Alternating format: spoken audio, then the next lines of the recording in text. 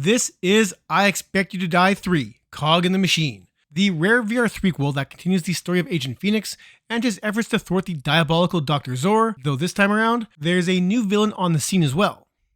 This releases August 17th, 2023 for the Quest 2, with a Steam release planned for September 28th. Does this third chapter in this stationary puzzler series carry forward the charm and cleverness of the previous entries? Let's find out.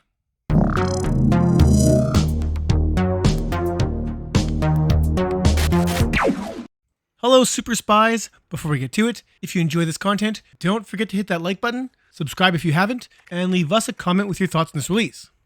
I'm Ryan for the VR Grid, and for this review, I will be avoiding any plot spoilers past the first stage or showing off any puzzle solutions, and on that note, let's get to the review. For the record, I love the first two titles in this series, as they just might be the best examples of how to do stationary puzzlers in VR. That's due to the lighthearted take on these super spy thrillers, as they are packed with comedy, action, random interactions, and multiple choices to solve some of the puzzles. You don't need to have played the first two games to understand what's happening here, though I do recommend doing so, as they are a treat. Suffice to say, you are back in the shoes, or gloves I guess, of Agent Phoenix, and must unravel the mystery surrounding not just Dr. Zor, but Dr. Rosanna Prism, a former agency inventor who now views you as the biggest obstacle in the way of her plans for her robotic creations. You'll be traveling around the world to track down these nefarious foes, while unraveling the escape room type puzzles left in their wake, and like always, expect to die. For those that have played the series before, you'll be right at home here, as outside of the unique items you'll be playing around with this time, the controls here are the same. This is a stationary room scale puzzler, meant to be played seated, with most interactions being within arm's reach, more or less. Now, should something be out of reach, don't fret, as you have telepathic powers that not only let you pull in items from nearly any visible distance, but you can also make them hover in place, which comes in handy when you may be dealing with many items or notes, as having stuff floating around you can make for a much easier time than sorting through piles of junk or looking for an errant item you may have tossed aside. A brief opening tutorial will catch you up in your abilities before you start the 6-stage campaign, which places you in some very unique locales. If you've ever played any stationary puzzler before, you know exactly what to expect here regarding gameplay, though I can't deny just how well balanced the series is in regard to fun and challenge.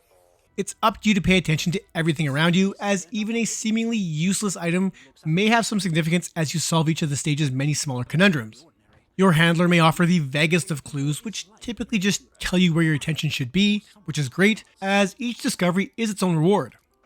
When things are going smoothly, I felt like a genius, knocking off puzzle after puzzle like I'd done them before, but when I hit those mental blocks where I couldn't find a solution, it was maddening. And not because the game is overly challenging, but because the clues are always right in front of my face, and oftentimes I felt like an idiot for not seeing those answers much sooner.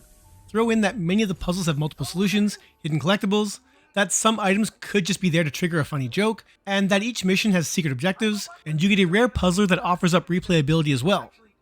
Now, as the title suggests, you will die a lot, and while the goal of the game is to make it through each stage unscathed, that will rarely happen as numerous traps and tricks are designed specifically to end your meddling in your foes' affairs. When death occurs, you'll have to restart the stage from the beginning, though as the puzzles remain the same, what may have taken a half hour or more to solve will now take mere seconds or minutes, making trial and error its own reward, with each unique death causing myself a little chuckle, as there are quite a few ways to die, with some being quite laughable.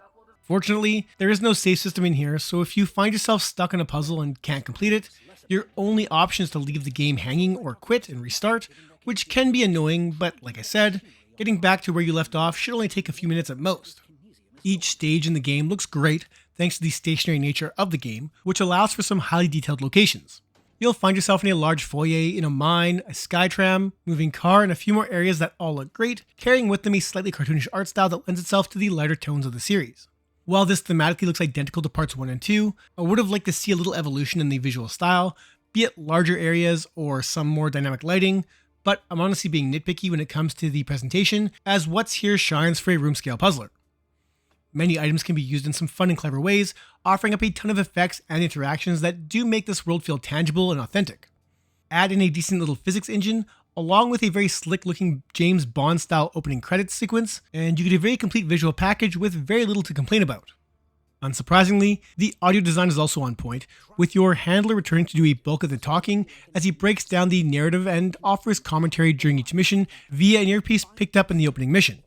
Each stage has its own thematically accurate song, with the overall audio package having a very 60s type vibe, including not just the soundtrack, but the slightly cheesy, over-the-top way in which nearly everyone speaks.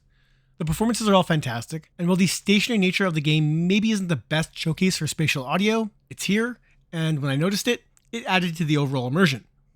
Now, as far as my final thoughts on this game go, it's just as good as the first two games, so fans of the series up to this point will not be disappointed. With that said, I think I'm getting a little franchise fatigue with this one, as while I did have fun, it did sort of feel like I've already been here before, with not much new coming out of this latest installment, outside of it just being more. It's a great series. I just think this third chapter is a case of too much of a good thing. But with that said, this is a showcase for just how good room scale puzzle games can be. So if you are looking to test your brain and have fun while doing it, don't look past any entry in this series, including this one. I'm going to give I Expect You to Die 3, Cog in the Machine, an 8 out of 10. It's another great puzzler from Shell Games, but I think I'd like to see them move away from this series, at least for a little while anyways. If you enjoyed this review, hit that thumbs up button.